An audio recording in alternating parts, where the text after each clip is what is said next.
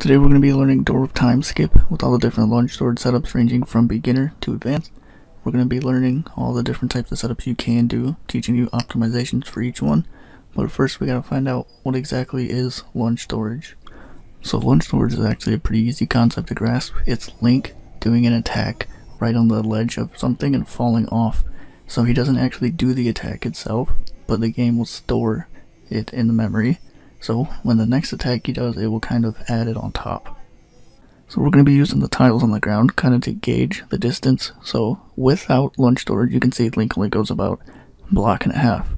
But with lunge storage, you can see he goes about 2 blocks and some change, which doesn't seem like a huge drastic difference, but it's actually enough to make notable difference when trying to do skips like this. So I'm going to start off with the easiest version. This will be for absolute beginners. Just about anyone can do it. So a couple things to note is there are certain walls that are some people call sticky.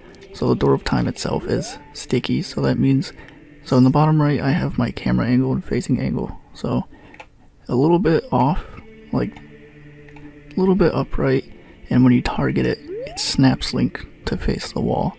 So that's one thing to note, is some walls are sticky within reason, some walls are not. So if this is too far, it will not help Link snap back. But if you're a little bit off, like this, it'll snap him right to it. So with the beginner version, you're going to come up here, face it, and that's why I was telling you that, because this wall, it's a little bit sticky, so you don't have to worry too much, but try to just be straight as you can, target it, and then you're going to do one single crouch stab. It'll just push you away a little bit, and then you're going to hold target while still holding R. And shout out to Save State for helping me with this little tip here. You can just tap A and it'll put Link right on the edge. So if you don't hold shield, it'll just fall right back off, like so. So it kind of makes it a little harder because you have to time everything right for the next step. So shout out Save State for that little tip for the beginners to hold shield, and it'll keep you up here so you can have more time. So the next step after this, once you're up here, you're just going to tap up and B. As you can see, I have my inputs in the bottom left. So you don't want to mash either one, you don't want to hold it. You just flick up and tap B once.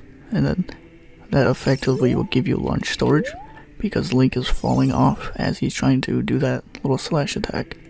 Alright, so after you get lunge storage, you're going to target this wall right here, Door of Time. Do one side hop, and then tap A with no directional. It'll do a little dry roll like you see. But when you do that, you're going to want to untarget, like so. And then when you retarget, you'll kind of be facing this little wedge right here. From here, one side hop right, tap A again, do a little dry roll, one more side hop right, one side hop left, and then just tap A again. And you can kind of tell by the visual cue, he's kind of at the corner of this little block that he's standing on. That's how you know you're in the right place. So next, you're going to do one ESS to the right, and I'll show a video right now.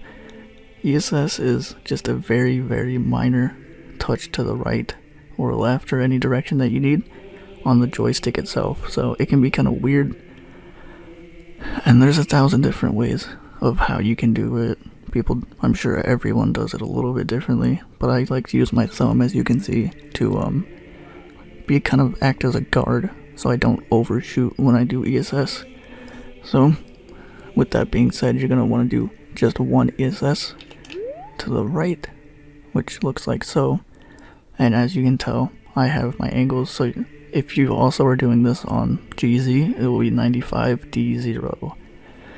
So, and you can also tell by the little sword, it's kind of lined up with that crease. But it's very important that you do not do C up to get this angle. It has to be ESS turned, and it's just one to the right, so very simple. So you're going to want to do a trick called Quick Draw, which will effectively pull out your sword without actually using it. So you still have lunge storage. So you're going to tap B and then hold R, which will pull out your shield. So it's going to look like this. So you have it out, but you didn't actually use it to get it out, because using it would get rid of lunge storage that we just got. So from here, you're going to target, and it's very important that you do not hold forward. I understand it makes sense to hold forward because you think it would help you lunge further, But you actually don't want to do that. You don't want to hold any directional. You just want to tap A once, and it will clip you right through the door of time. Okay, so let's say you got that down, got it consistent. You want to try and make it a little quicker though. So same thing, target, one crouch tab, but this time you don't have to hold shield. So you're going to tap A and it will jump slash and put link right up there. But you have very limited time to tap up and B. But you want to do it just a second after he lands, so it'll look like this. And then it will fall off with lunge storage. But if you don't get it in time, it will look like this. It will just fall right off, and you won't even get a chance to tap it. So just a second after he falls, or lands, sorry, you'll want to do it. And then everything else is the exact same. Just remember, don't put any directional input when you tap A to do the actual jump attack at the end. So let's say now you're a beginner that wants to learn how to do door of time without a shield. So still very easy. So you're gonna start with it put away or out, doesn't really matter, but most of the time you'll have it put away because you'll just be entering. But you're gonna line up just about center, doesn't matter too much. Do one backflip. On the second one you're gonna want to tap B in there. That will effectively pull out the sword like so, and it just makes it quicker. But you're gonna tap forward just a little bit, and then turn around, and then tap up and B. So once you get lunge storage, you're going to come over here and you're going to realize that you can't do it the exact same because you can't quick draw because you don't have a shield. So there's a different way you can do it. You do everything the same up until this point. You get the angle, and then you're going to tap B. And then 3 frames after, you will tap A, which I know sounds kind of intimidating, but it is very easy to get the hang of. So I'll show you frame advanced to show you what the exact frame looks like in case you want to pause buffer this. So 1, 2, 3, you can hear him unsheath the sword and you can see his hand fully on it. This is the frame where you can actually tap A to do the jump slash, like so. That will put you through, and it's not that hard to get without. It's just kind of consistent. You can do it too quickly, like so. So I wouldn't recommend just trying to do it as fast as you can, because you can do it too quickly. It has to be 3 frames after, which can be kind of weird in the beginning, but this can be practiced anywhere. And you can do it even with the sword. You just target, then try and tap A, get the time of it down. But definitely by no means impossible, just a little awkward at first to get used to.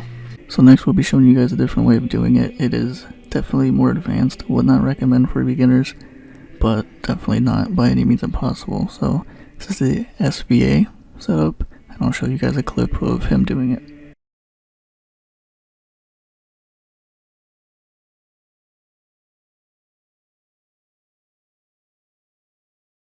Yeah, so as you guys can see, it's definitely quicker. Definitely, probably wouldn't recommend beginner. Just too easy to mess up. But basically, you're just gonna turn around, back walk up there, and then about halfway you'll see you can actually side hop onto it. So from there, just gonna hold down, do that. So basically, essentially all I did was held down and did a little slash, which got me really close to the edge. Like so, and then I just flicked up, turned around, tapped up and B. So it looks a lot more intimidating at full speed. It's nothing too crazy. Definitely weird with timing. Whoopsie. Definitely weird with timing.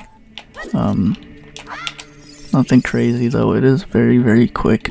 So if you are not a beginner, I highly recommend that version. So let's assume you have lunge storage now. There's 2 setups you can actually do. I'll show you both. So first one, you're gonna get into this corner just like normal. But there's one thing you need to understand is when you do an ESS flick like this, the camera will pan behind Link. So you need to be able to do one ESS flick, and before the camera starts slowly panning, you'll have to do this next setup. So it does happen very quickly. That's why it's definitely recommended for advanced. You gotta be pretty comfortable with doing ESS turns. So once you basically get into this corner, like so, and you let go of target, you're gonna flick ESS right once, and then immediately go into the setup before the camera starts panning. Like so. Alright, for the second setup, you're gonna come over here into this corner, There's some visual cues that you will need, and I'll be sure to show them to you guys. But you're going to do 6 ESS to the right, and you're going to be looking at the handle of the sword itself on the A button, and the handle at the very bottom left corner here.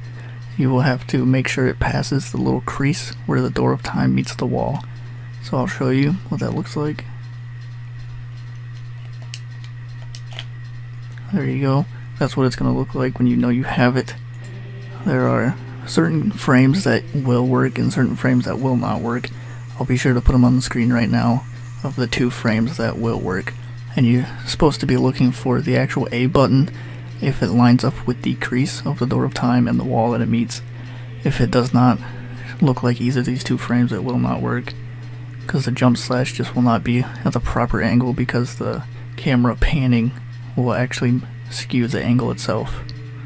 So here I'll slow it down and I'll frame advance. Notice the handle at the very top is just meeting with the crease just now, the very left corner of the sword handle. So this would be too early as well. It has to be just past. So right about here, it will start to work. And then from here, you're gonna pull it out, do 1 stab, another stab up, and you can tell by the A button and where it's positioned on the crease if it will work or not. If you guys have any questions, feel free to join the Ocarina of Time speedrunning Discord. I will also have it linked in the description as well.